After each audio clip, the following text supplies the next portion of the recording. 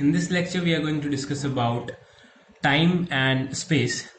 First thing that you need to know is a reference frame with the four coordinates x, y, z and t. With these four coordinates, a reference frame with these four coordinates x, y, z and t is referred to as space time frame, or simply space time, right? So the four axes defining a four-dimensional continuum is called space-time. Okay, so space-time frame or space-time. We are familiar with all these three coordinates x, y and z, but there is one more coordinate, time, for which we are going to study later, right? Now I'm going to discuss a few things related to the classical mechanics which Newton described, that is absolute space and absolute time.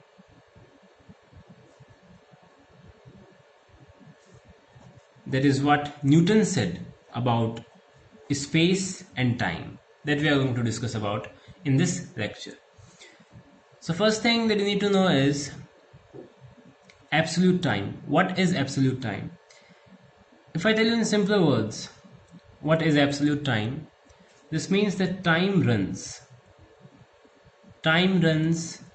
at the same rate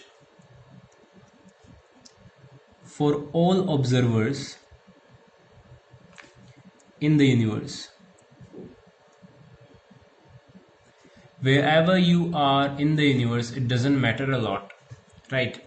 The time will remain the same. The time will run at the same rate wherever you go in the universe, wherever you are. For all the observers, it runs at the same rate. This is absolute time, right? Then let us talk about absolute space. Now what is absolute space?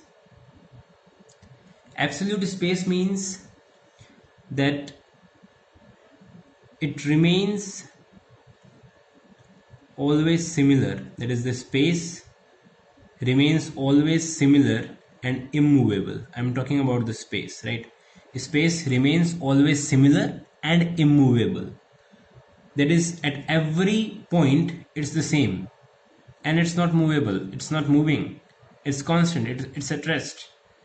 That's what we call absolute space, right? So in classical or simply Newtonian mechanics, the notion of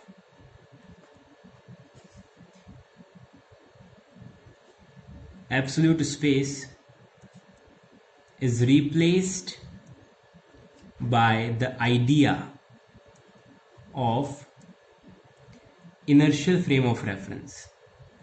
That's why you say that an inertial frame of reference is non-accelerating and non-rotating. Why? Because you are referring to this inertial frame of reference as absolute space, which remains always similar and is immovable. Okay, that's why I say that it's inertial frame of reference. So according to Newton, what Newton said about all these things, what Newton said about space, what he said about time is, according to Newton, the main classical properties of space are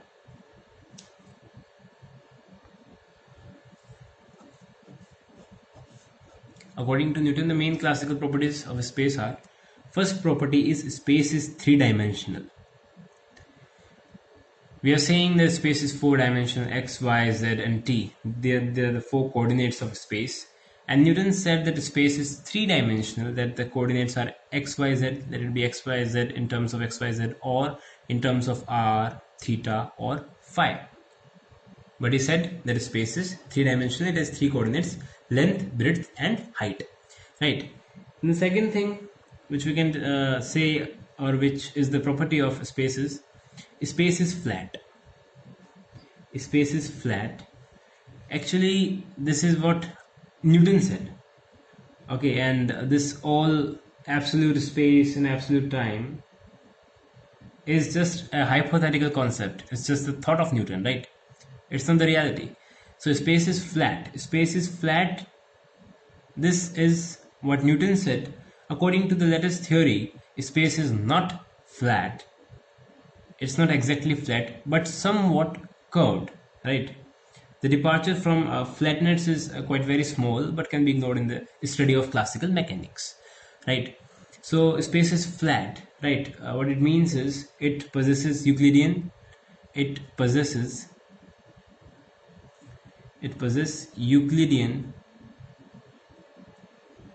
flatness. What it means is, let this be the space. So the distance between any 2 points, let there be 2 points A and B, the shortest distance between these 2 points will form a straight line, and if there are 3 points, this will form a triangle. If I talk about this space, let it be a space. Let there be one more space. This is what Newton said, and this is what the latest theories say. According to Newton, space is flat. So if I join 3 points, any 3 points, they will form a triangle. And the sum of all the angles of the triangle will be simply 180 degree pi. And if I join 3 points in this curved space, what will happen is this will be the figure. Let it be D, E, F, and the sum of all the angles in this figure is greater than pi. This is not a triangle, as these are not straight lines. Why? Because the space is somewhat curved. It's not exactly flat. Right. Then the third property is space is homogeneous.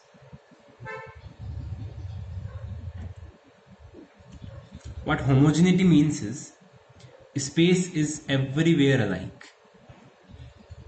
Space is everywhere alike. Space is homogeneous means space is everywhere alike. Okay. What it means is that whenever you consider a point, like here is a point, here is a point, here is a point, wherever you consider the point, so space at every point, wherever you see it, it's alike, it's of the same nature, it has the same nature. So homogeneity of space means translation invariance of its properties.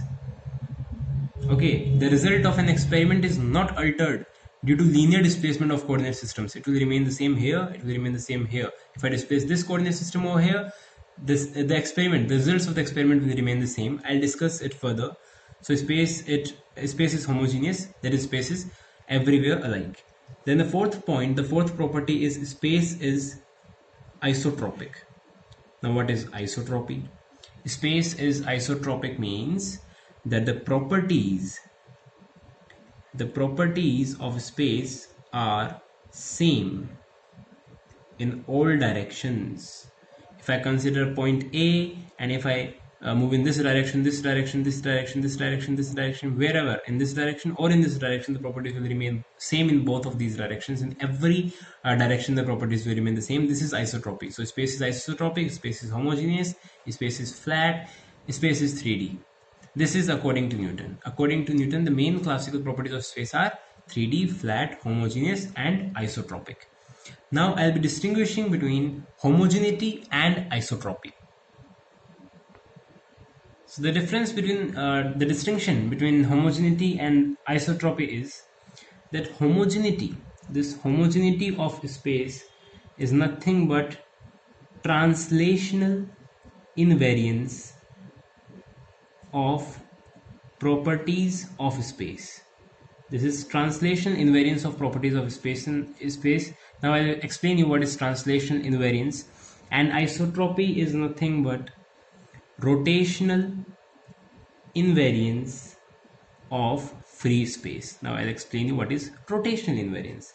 See, what happens is when you have a frame of reference, or let it be a system, let call it a system S, and when I displace this particular system from here to here, I have such type of coordinates, let it be S dash. So if I perform any experiment here in this particular frame, in this particular system, and I displace it from here to here, if I displace it from here to here, from O to O dash, what will happen is, from S to S dash, what will happen is, the results of the experiment will remain same. This is what I said to you, that space is everywhere alike. This is homogeneity. That when you move from here to here, when you displace this from here to here, what happens is the experiment will have the same results. Now, what is rotational invariance? See, when you have the same frame of reference, the same system, S, this is Z, sorry, this is Y, this is Z, this is X.